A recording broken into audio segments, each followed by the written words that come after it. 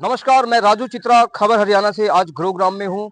आज हरियाणा के मुख्यमंत्री नायब सिंह सैनी गुरुग्राम पहुंचे। ग्रीवेंस की मीटिंग थी और सख्त से सख्त उन्होंने आदेश दिए हैं कि आज जो गुरुग्राम में सारी व्यवस्थाएं चरमराई हुई हैं, कूड़े के अंबार ढेर है, पानी की व्यवस्थाएं हैं और पूरे प्रशासन को उन्होंने अलर्ट किया है कि उन्होंने 1 हफ्ते का टाइम दिया है कि इस काम को प्रॉपर वे से किया जाए। जितना भी शहर में गंद है, कूड़ा है, करकट है, पानी की व्यवस्थाएं हैं, रोडों की व्यवस्थाएं हैं, 1 हफ्ते के समय के अंतराल में उसको दुरुस्त किया जाए।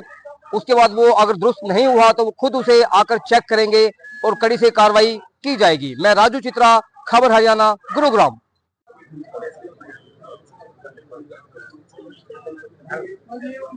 जय श्री राम आप सबको। सर, परिवारवाद के बारे में जी आज जो गृहवंश की ये बैठक थी, इसमें कुल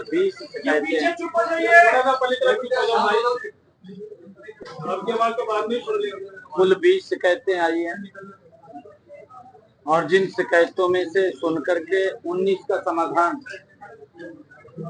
किया गया है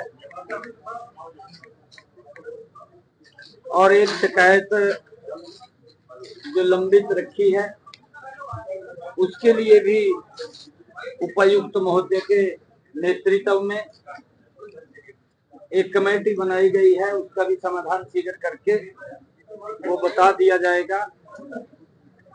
गुरुग्राम की सफाई के लिए, स्वच्छता के लिए स्पष्ट तौर पर अधिकारियों को 1 सप्ताह का समय दिया है और उन्होंने स्वयं कहा, मैंने पूछा कि सफाई की व्यवस्था कितने दिन में होगी तो मुझे जानकारी मिल जाएगी। 1 सप्ताह का समय दिया है। मैंने कहा है कि 1 सप्ताह के बाद मैं स्वयं ही देखने के लिए जाऊंगा कि उसको तुरंत दुरुस्त कर ले। कोई भी अगर और मैन पावर की आवश्यकता है उसको ले ले, परंतु ये गुरुग्राम शहर ये स्वच्छ होना चाहिए। कहीं पर भी कोई गंदगी या कूड़ा करकट नहीं मिलना चाहिए। उसके लिए 1 सप्ताह के अंदर इसका कार्य, जहां भी कूड़ा कचरे के ढेर हैं वो साफ कर दिए जाएंगे। एक समस्या जीएमडीए की, जो नूरपुर गांव है, वहां पर तालाब के ऊपर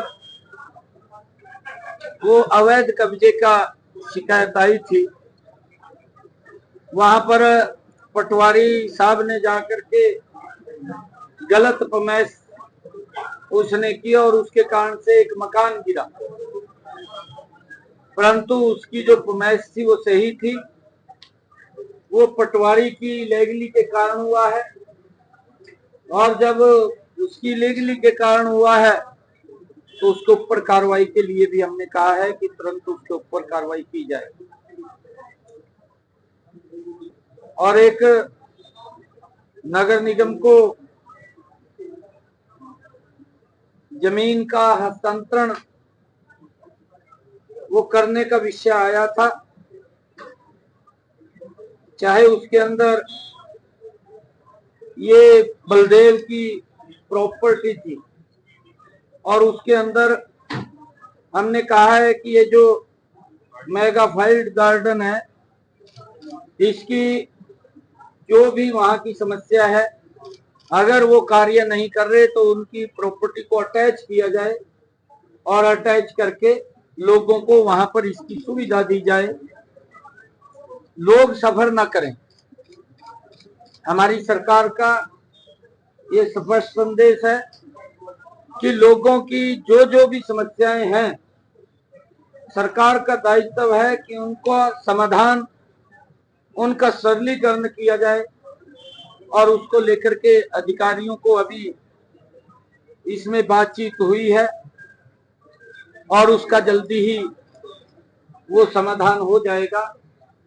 और भी लोगों की कई ग्रीवेंस आई हैं, उन ग्रीवेंस को लेकर के हमने जिस विभाग की है उसको देख करके उसका समाधान वो करने का अधिकारियों को कहा है और लोगों को तुरंत हेल्प मिले, क्योंकि पीछे जो वो कंपनी थी इको ग्रीन और इको ग्रीन के कारण यहाँ पर समस्याएं वो स्वच्छता को लेकर के उत्पन्न हुई है।